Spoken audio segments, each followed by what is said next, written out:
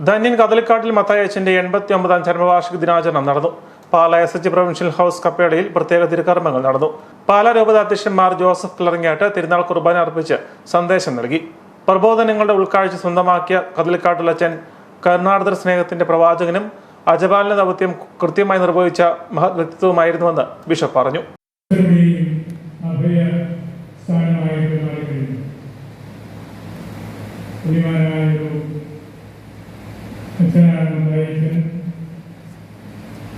അച്ഛൻ്റെ ധന്യമായ കുടുംബ പാരമ്പര്യവും പരിശീലന പ്രവാഹമാണ്.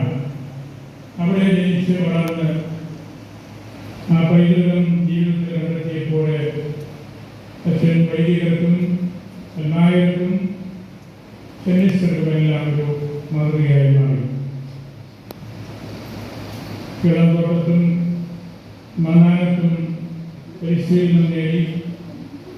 കദളിക്കാട്ടിൽ അച്ഛന്റെ കബറടക്കങ്ങൾ ചരമവാർഷിക പ്രാർത്ഥനകൾ നടത്തി. ശ്രാദ്ധ നേർച്ചയുടെ വെഞ്ചിരിപ്പും ബിഷപ്പ് കിളറങ്ങാട്ട് നിർവഹിച്ചു. തിരുക്കർമ്മങ്ങളിൽ father Vincent Kadalikkattil, father John Bakrampil, father Mathew Kadalikkattil, father Mathew Panthalanickal എന്നിവർ സഹകാർമ്മികരായിരുന്നു.